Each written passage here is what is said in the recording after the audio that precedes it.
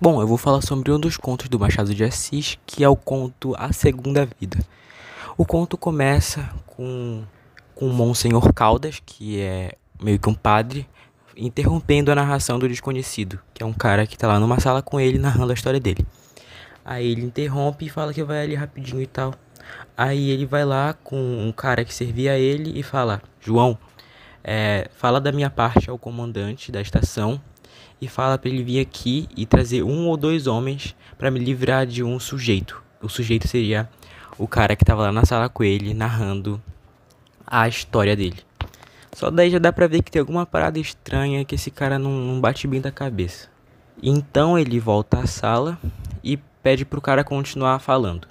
Aí ele prossegue falando: bom, como eu tinha falado, eu morri no dia 20 de março de 1860. Aí falou as horas, os minutos e os segundos exatos que ele morreu, e falou que ele morreu com 68 anos.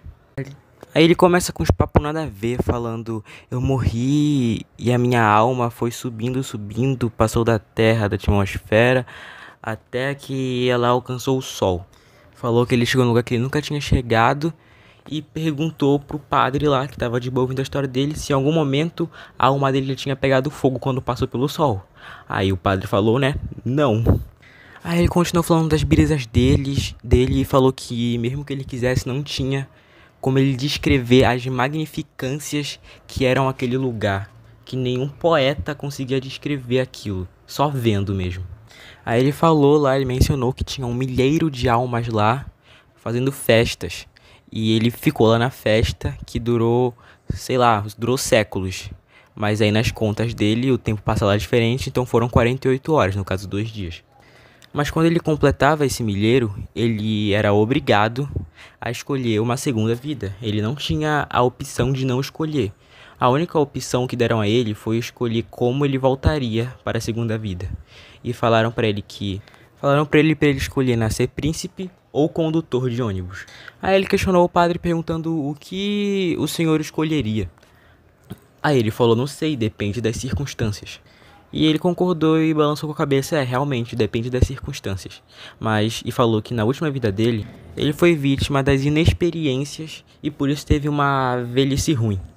Então ele quis escolher voltar à vida já com a experiência que ele teve da antiga vida dele, pra ele já ter uma vida mais experiente e errar menos.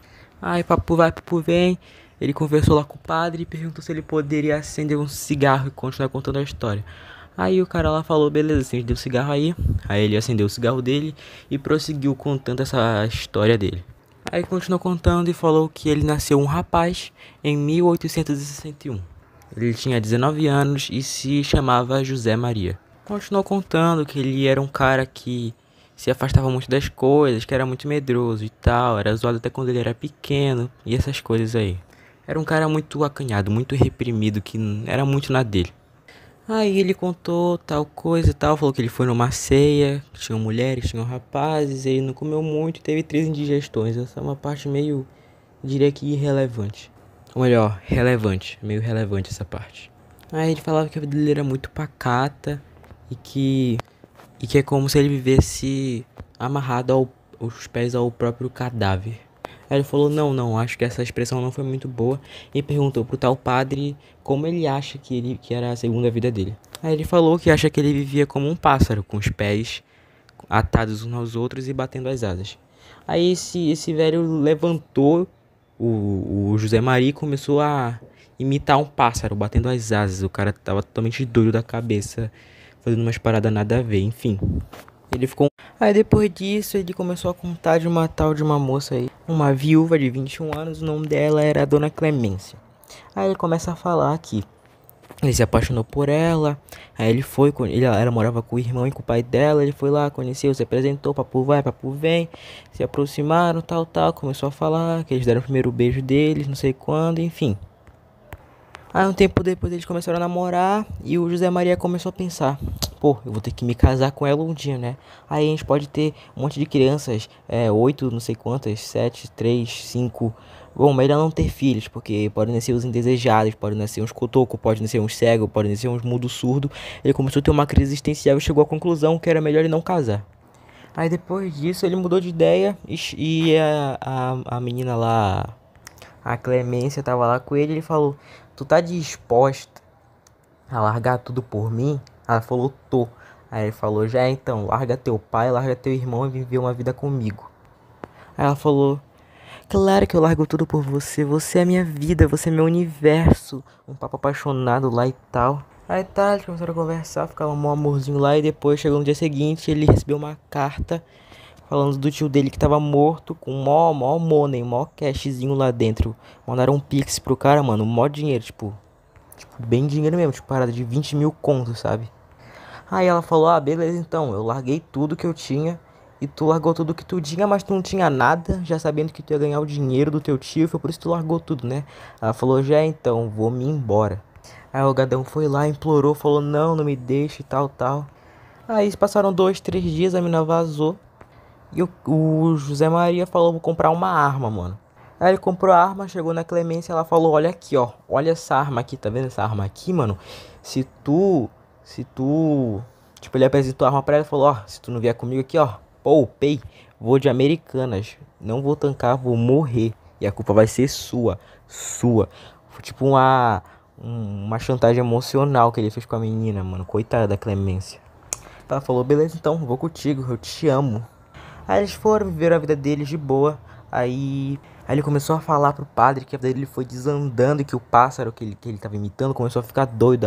Ele começou a levantar de novo, começou a bater os braços assim forte, batendo na coxa assim, como se fosse um pássaro batendo as asas, tipo, todo desnorteado.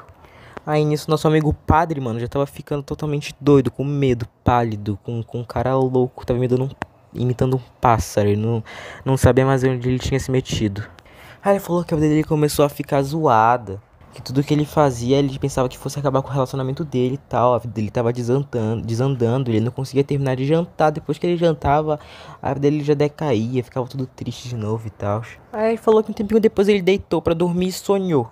Aí o padre perguntou, o padre, né, perguntou: Com o que você sonhou? Aí é que a parada começa a ficar doida, mano. Ele falou que ele sonhou com o diabo lendo o evangelho pra ele, mano. Chegando ao ponto que Jesus fala dos lírios do campo. Ele falou que o diabo colheu algum dos lírios e deu pra ele os lírios. Aí ele foi lá, deu uma cheirada nos lírios, né? O diabo falou: galera, dá uma cheirada aqui também nos lírios, mano. Aí ele, logo quando ele chegou perto pra dar a cheirada, mano, ele sentiu um bagulho muito ruim. Saiu um réptil lá de dentro, fedorento e tal. E ele jogou longe. Aí o diabo começou a rir, mano. Falou: kkkk, essa daí é a sua segunda vida. Meio que falando que a segunda vida dele tava podre, tava ruim, ridícula. Aí o diabo começou a rir, mano. Aí nisso, o José Maria, lá em frente ao padre, né? O padre, nosso amigo Monsenhor Caldas, começou a ver que esse José Maria tava ficando louco, mano. O José Maria começou na frente dele a gargalhar, ficar totalmente doido. Aí falou que ele arregalou os olhos, o José Maria, e começou a se aproximar do padre, encurralando ele. E o padre se recuando, e o José Maria com olhos arregalados, com o rosto pálido, todo doidão, se aproximando mais do padre. Aí ele falava: Não, miserável, tu não me fugirás. Aí o padre foi recuando, até que ele chegou nas escadas e ouviu sons de pés batendo e armas balançando, que seriam os guardas que ele teria chamado no início do conto. E foi isso, esse daí é o conto do mano doidão que usou algum verdinho e tava falando da segunda vida dele.